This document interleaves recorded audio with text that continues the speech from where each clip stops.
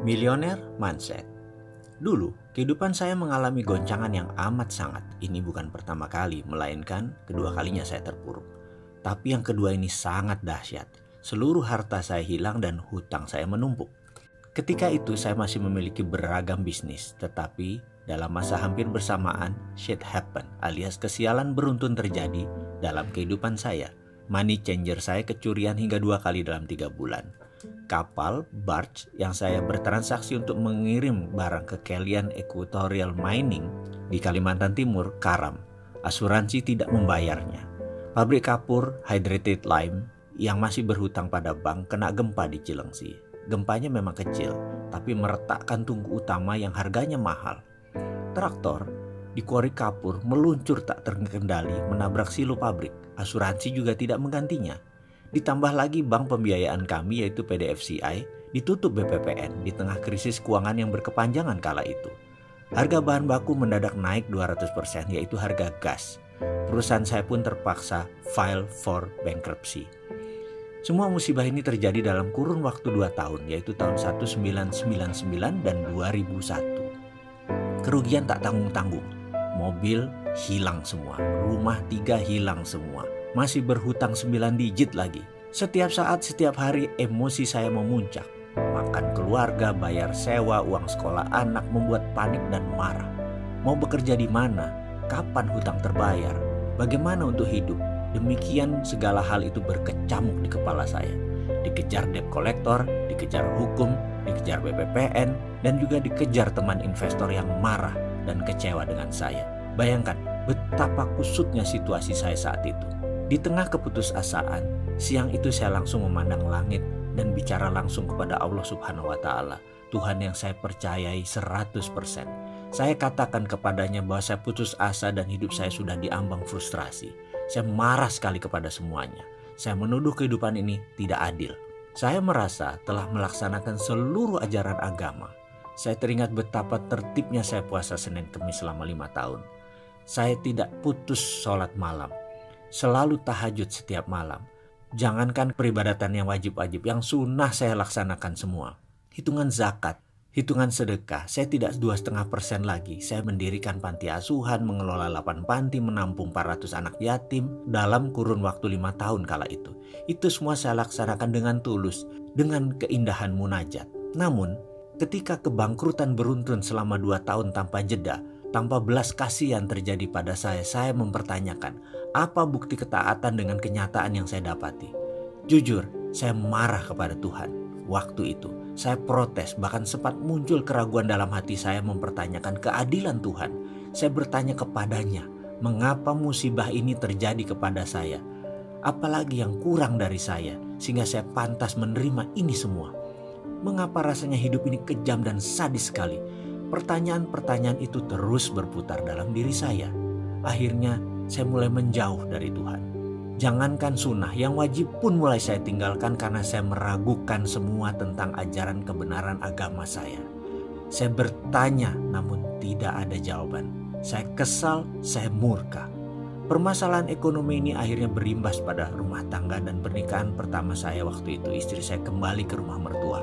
Kemudian saat itu anak saya yang tertua demam panasnya 39 derajat Celcius dan sudah tidak gerak banyak. Adiknya pun mengalami hal yang sama. Mereka masih balita berumur 4 tahun dan 2 tahun. Listrik di rumah padam. PLN tidak mampu bayar. Tidak ada makanan, tidak ada uang di tangan. Dan setiap saat ada telepon isinya penagih hutang-hutang saya. Saya berutang pada lebih dari 5 institusi keuangan, lebih dari 60 individu. Dari utang yang berjumlah hanya 1 juta hingga miliaran rupiah. Puncaknya suatu hari saya ditelepon oleh seorang pemberi hutang yang mungkin sudah muak dengan saya.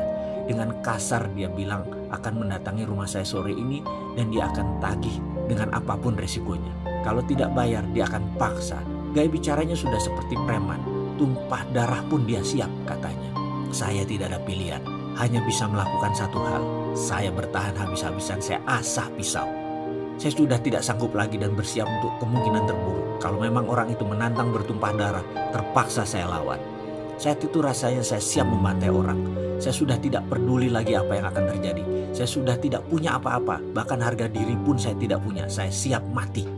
Kedua anak saya yang demam membujur lemas di lantai beralaskan hanya bed cover. Bukan tempat tidur, udah dijual tempat tidurnya. Yang satu minum dari botol air tajin, air beras. Yang satu hanya diam dengan botol air mineral yang tidak diminumnya. Saya hanya menatap kosong. Ke dokter tidak bisa, tidak ada jalan lain saya menuju ke dokter. Karena itulah, begitu ada yang menantang harga diri saya sudah tidak punya apa-apa lagi. Saya siap jiwa raga. Dia yang menagih, kalau datang mencari ribut, saya bunuh. Itu pikiran laknat yang sempat terlintas dalam benak saya. Saat itu saya berpikir, toh dia orang rantau, keluarganya tak ada yang tahu, teman pun tak banyak. Kalau saya terpaksa bunuh dia, saya kubur di halaman belakang. Tidak ada yang tahu juga, rasanya saya benar-benar sudah dirasuki dajjal. Saya kumpulkan barang-barang di sekitar saya dan saya pakai untuk membantai orang ini. Benda tajam, benda keras, benda panjang, semua saya siapkan. Saya umpetin di mana-mana. Saya tahu sekali bagaimana menggunakannya dan saya tahu sekali di mana sudut ruangan yang saya bisa pergunakan. Intinya saya panik aja segila-gilanya manusia. Tiba-tiba kering, kering. Telepon rumah yang diblokir hanya bisa menerima panggilan berdering. Sementara saya hanya bisa melamun dengan kegamangan. Hingga dering kesekian saya baru tersadar. Mungkin ini si penagih utang itu lagi, pikir saya. Dengan gusar saya pun angkat telepon. Halo, demikian saya berkata dengan kasar. Di seberang sana ada suara lembut menjawab. Assalamualaikum mas. Saya mengenali sekali suara ini adalah suara Pak Ali, pimpinan Yayasan Husnul Khotimah yang kemudian dikenal dengan Rumah Yatim Indonesia, panti asuhan yang kami bangun bersama. Saya pun terhenyak dan menjawab dengan nada lemas. Waalaikumsalam Pak Ali. Kemudian dia melanjutkan, mas, saya telepon 3 kali kok nggak diangkat, lagi sibuk ya, kata Pak Ali dengan logat lamongannya yang khas. Maaf Pak Ali, saya sedang ada kesibukan, apa kabar? Sahut saya dengan mengatur nafas menahan emosi. Mas, dengar-dengar sedang ada masalah ya, istri pergi, anak sakit, rumah dan isinya sudah dijual semua, listrik putus, apa benar mas? Tanyanya dengan serius. Dengan berat hati saya menjawab, iya benar Pak Ali. Mbok, kalau ada masalah begini saya diceritakan mas, kata Pak Ali kemudian. Saya tertegun mendengar kalimatnya. Kemudian dia melanjutkan, mas, walaupun kita miskin, yayasan kita ada pegang uang dikit. Kalau mas butuh nih ada 3 juta, pakai aja dulu mas. Mas berhak kok, sudah 5 tahun mas membangun yayasan ini. Kalau ada masalah seperti ini, mas punya hak untuk memakai dan meminjamnya. Saya ke rumah ya sekarang, terus bawa anak-anak ke dokter. Saya yang antar. Nyes.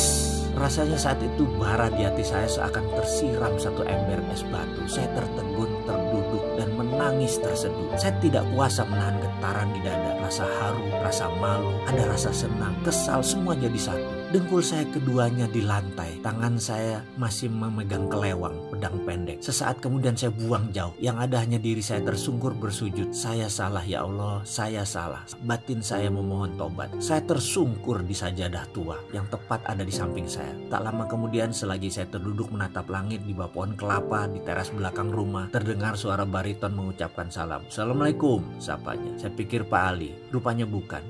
Dia rupanya tadi orang yang menagih utang dan menantang saya pun menjawab, waalaikumsalam. Begini Pak, utang Bapak 10 juta, apa bisa saya ambil sekarang? Saya hanya berkata, anak saya sakit, saya perlu uang untuk biaya anak saya. Sebentar lagi ada uang 3 juta datang. Terserah mas, mau ambil berapa mas atur. Kalimat itu mengalir tanpa saya rancang. Marah saya sudah hilang, saya pasrah saja. Oh begitu Pak, katanya dengan nada datar. Anak Bapak sakit dua-duanya, yang berbaring di dalam itu ya, katanya sambil menengokkan kepala ke arah ruang tengah. Iya, saya jawab singkat. Oh maaf kalau gitu, saya nggak tahu Pak kalau Bapak anaknya sakit. Sebaiknya Bapak urus mereka. Uang saya gampang, saya pamit dulu deh. Besok kabari saya Pak, urusan utang gampang, yang penting keluarga dulu. Begitu katanya tanpa basa-basi dan tanpa diduga-duga. Dia pun pamit pergi dan saya masih di posisi kebingungan. Lunglai di ujung bangku di bawah pohon. Tubuh saya berkeringat. Saya memaksa diri untuk bangun dan mengikuti dirinya dari belakang sambil memanggilnya. Mas, saya pasti bayar utang saya hanya butuh waktu. Maafkan saya ya mas kalau saya kasar dan panik, itu kata saya. Ketika dia berbalik badan, saya julurkan tangan saya yang kemudian dia sambut dengan jabatan erat dan senyum di bibirnya. Dia berkata, iya pak, saya juga minta maaf. Saya salah mas, kata saya. Saya berutang tapi tidak berkemampuan. Saya janji mas, saya bayar. Tak lama setelah dia pergi datang Pak Ali dengan kijang tuanya. Tanpa basa-basi langsung saya peluk dia. Pak Ali, sukron, terima kasih, itu kata saya. Ayo ke dokter mas, aku bawa fatur, mas gendong Aska, ajaknya singkat. Setelah 2 tahun dihajar musibah yang merusak keyakinan saya, akhirnya saat itu saya menyadari satu hal. Semua masalah yang saya alami berasal dari diri saya. Hal lain di luar diri saya hanyalah pelengkap. Saya langsung berdoa, maafkan saya ya Allah, ampuni saya.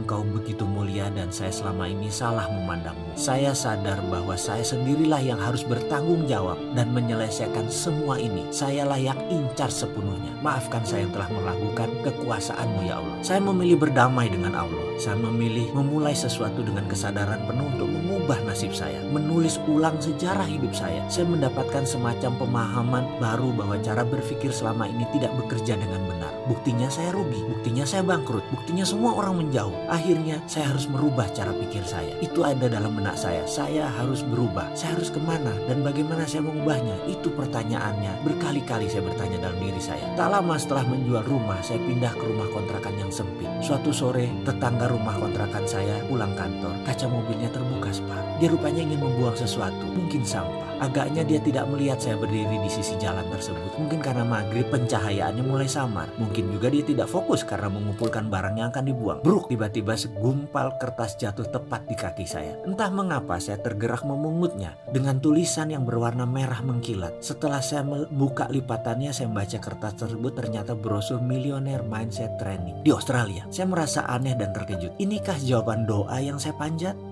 Saya berdiri termenung. Rupanya tetangga saya tadi baru sadar bahwa sampah yang dibuang tadi jatuh di depan saya. Dia pun menghampiri saya. "Mas, maaf sekali, saya nggak lihat," katanya kikuk. "Loh, nggak apa-apa, aku kan hanya ngelamun, nggak ngeh, aku baru ngeh pas ngeliat brosur itu," kata saya basa-basi sambil menunjukkan lembaran tersebut. "Iya, tadi saya dari kantor, tapi sepertinya nggak mungkin saya ke sana. Bukannya nggak butuh jadi orang kaya, tapi harganya itu loh. Seminggu di sana 30 juta. Mending buat modal," katanya mengurai. Saya hanya mengangguk-mengangguk sambil tersenyum. "Saya pamit Pak Sarif," kata saya. "Iya Pak, maaf ya, tadi benar-benar nggak sengaja," katanya sungguh-sungguh. "Nggak apa-apa bos, santai aja," jawab saya kemudian. Setelah itu, saya langsung sibuk berpikir, di mana saya cari uang 30 juta? Belum lagi uang untuk sanggup keluarga di rumah sementara saya pergi. Yang jelas saya sudah tekad untuk berubah. Saya bertekad untuk berubah dan melihat ini sebagai solusinya. Saya percaya itu. Singkat cerita, harta terakhir saya yaitu motor Tiger, mesin jahit, dan beberapa barang keluarga saya jual. Saya nekat terbang ke negeri kanguru. Saya menginginkan ilmu tersebut. Saya pun berangkat untuk mengikuti Millionaire Mindset Training di sana dengan harapan bisa menerapkan untuk memperbaiki kondisi hidup saya. Kira-kira sebulan setelah kembali dari pelatihan selama 7 hari tersebut, ternyata tidak ada perubahan apa-apa dalam perjalanan kehidupan saya. Saya masih menganggap bahwa apa yang saya pelajari itu aneh dan gak kena di logika. Mek ngono tok, apa iyo? Itu saya berkali-kali bilang, masa begitu sih? Emang gitu? Itu saya selalu membatin. Memang benar, saya meragukan dan saya menganalisa, mencoba mengurai maksud dari pelatihan tersebut. Tapi saya lelah, keadaan saya begitu-begitu saja. Saya belum bisa dapat uang lagi, saya belum bisa melunasi tunggakan hutang. Saya belum bisa merubah nasib saya. Apakah saya harus belajar lagi? Saya mencoba mengingat mundur pengalaman hidup saya. Semua itu terjadi di usia 28 tahun. Benar, saya merasa seakan berjalan di jalan bebas hambatan. Semua mudah, semua gampang. Pada saat itu saya bahkan menggampangi proses. Namun saat ini justru proseslah merupakan hal yang paling saya hormati. Barulah sejak di usia 28 tahunan kehidupan saya mengalami pasang surut yang luar biasa. Baik dari masalah pribadi, masalah spiritual, ketuhanan, masalah rumah tangga, masalah parenting, masalah keuangan. Dikala saya berpikir laut itu berair tenang, saya memilih mengangkat jangkar dan mengembangkan layar ke sebuah tujuan yang pasti, yaitu ingin sukses. Dengan tujuan yang hanya satu arah, yaitu ke depan. Sebuah kesombongan yang saya bayar sangat mahal, sangat melelahkan, penuh duka, air mata, dan keringat. Ternyata laut di depan tidak semanis gelombang di pantai. Di dalam perjalanan ombak besar, angin kencang, bahan bakar kurang, sumber daya terbatas. Satu hal yang saya lupa, saya tidak bawa kompas penunjuk arah. Dalam artian, saya mengarungi samudera tanpa ilmu, tanpa petunjuk, tanpa pembimbing. Mentang-mentang saya punya glory from the past, kisah sukses masa lalu. Saya merasa bisa melakukan apapun. Bayangin, di usia 26 tahun saya menjadi miliuner. Miliun-miliun uang ada di kantor saya. Masih muda, tapi dalam 28 tahun semua berbeda. Dalam 30 tahun mendadak semua bergeser. Itulah biang masalah saya di masa depannya sejak keputusan saya mengarungi samudera. Hingga sampailah saya ke titik di mana kapal saya akhirnya karam di dasar samudera. Sementara badan saya terdampar di pulau kecil sendirian dengan kebutuhan dasar seadanya. Saya hanya diam, meratap pun tidak bisa, air mata habis, tenaga tak punya, yang ada hanya nafas di badan. Itu pun setiap tarikan nafas terasa sesak, seakan-akan dada ini mau meledak karena terisi oleh rasa kesal, lelah, marah, dan kecewa. Karena itu, ketika saya memutuskan untuk berubah, artinya saya tidak mau melakukan semuanya dengan cara yang sama seperti masa lalu. Saya harus melakukan dengan cara yang berbeda. Karena itulah saya memutuskan bahwa saya harus berilmu agar saya memiliki platform atau pondasi baru, terutama cara saya berpikir. Ibaratnya, saya bukan hanya perlu belajar dan menginstall software baru, tapi OS atau operating systemnya harus saya reset untuk bisa tergabung dan terhubung dengan software tersebut. Sederhananya begini, jika otak kita yang berkemampuan maha dahsyat ini adalah hardware pemberian Tuhan, softwarenya kita sendiri yang pasang. Sebut saja software sukses, software sehat, software bahagia, itu semua manusia yang install. Jadi hardwarenya memang pemberian Tuhan, tapi softwarenya manusia yang pasang. Mungkin banyak sahabat yang menonton video ini akan berkerut kening ketika saya membawa hal seperti ini, tapi coba saya berikan ilustrasi. Seorang anak yang hidupnya dikritik, dimarahi, ditekan, dipaksa, diharuskan, dibatasi, dilarang, dimaki, dan dihina akan membuat dirinya tumbuh sebagai pribadi yang peragu, pemarah, dan pendendam. Bandingkan dengan anak yang tumbuh dengan didorong, dipuji, disayangi, diperhatikan, didukung, dan dikelilingi suasana penuh canda tawa, sang anak akan memiliki platform hidup lebih ringan, lebih fun, banyak senyum, dan vibrasi dirinya disukai orang. Yang saya maksud di sini adalah software seseorang diinstal oleh orang tuanya, oleh lingkungan sekitarnya, dan tentu saja software yang buruk bisa diganti, diubah, bahkan dibuang bila kita mau. Sesuatu yang dipasang umumnya bisa dilepas. Setuju bukan? Bukan sesuatu yang permanen, karena itu kita yang masang, kita bisa lepas juga. Teman-teman dari bidang aplikasi psikologi mungkin mengenal ini dengan sesi terapeutik dalam dunianya. Ketika mencari kompas ilmu pengetahuan dan pola pikir, itulah saya baru sadar. Selama ini saya menerima hasil sebuah printer yang isinya salah. Lalu saya mati-matian mentipek, menghapus tulisan dalam kertas tersebut. Begitu seterusnya. Saya tidak sadar bahwa yang saya harus rubah adalah justru bukan dokumen yang diprint, tetapi bukan juga printernya, melainkan data di dalam komputernya. Kalau isi komputernya sudah benar, baik itu softwarenya maupun datanya, hasil yang diprintnya pasti tidak salah, pasti benar.